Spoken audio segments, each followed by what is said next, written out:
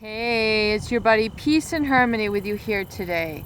Zooming in on the topic of covert narcissist abuse. What is covert narcissist abuse?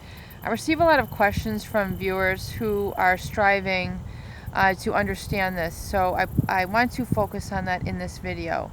A covert narcissist is someone who has a personality disorder as determined by the DSM-5R, the Diagnostic Statistical Manual, utilized by mental health professionals to diagnose and treat mental health issues such as personality disorders, the cluster B.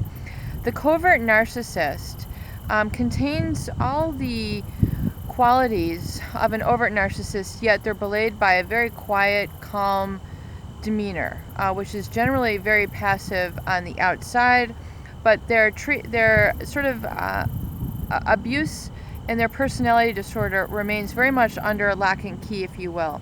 Fort Knox, belaying the cool, calm exterior, is a person who feels all the same inflated self-importance, inflated self-interest, grandiose thoughts, grandiose behaviors, the pathological lying, the ability to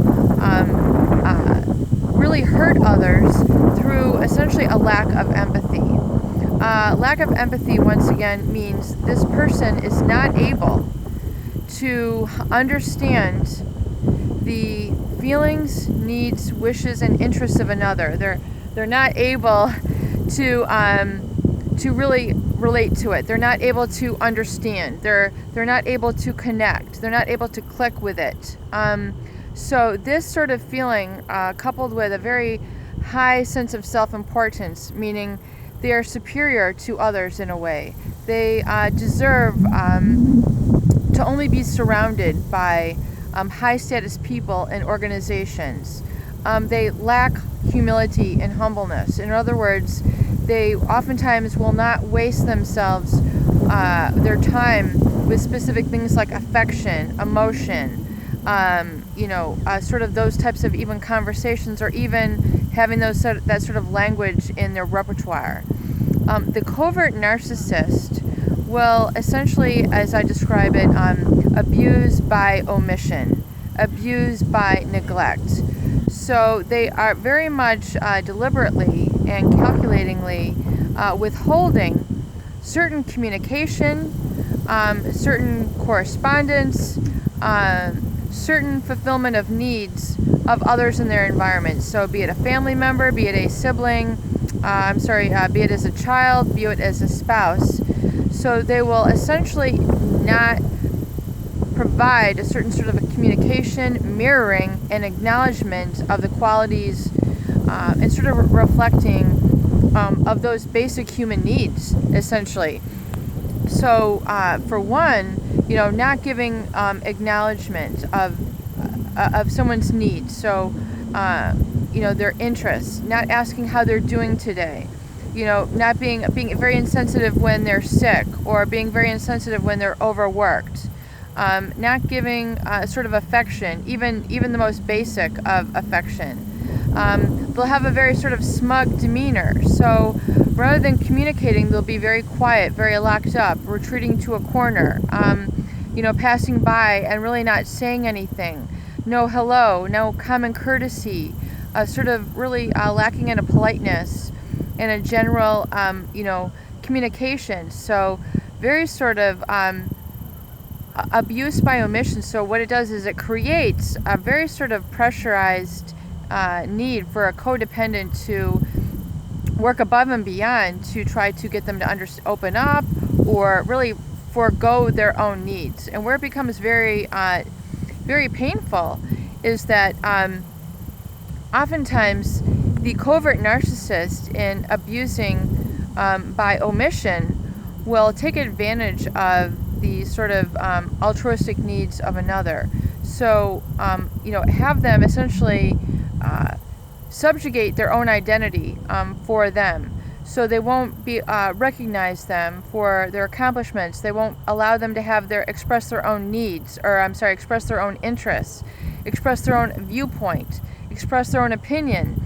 In fact, it's been said that oftentimes people who are in relationships with a covert narcissist feel like they really don't even know them. So this really is an abuse by omission or neglect, which is very hard to pinpoint. If someone is neglecting, you, it's very difficult to say, well, you didn't do this, you didn't do that.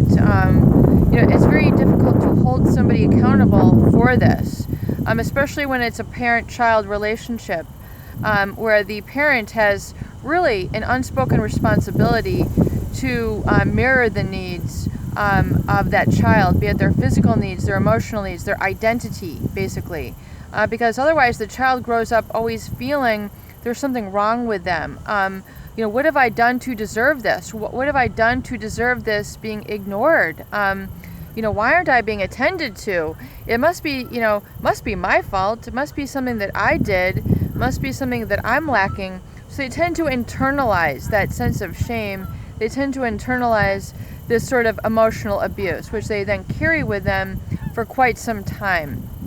So it can be very distressing. And likewise with the spouse, who oftentimes, works extremely hard to take care of the needs of the covert narcissist.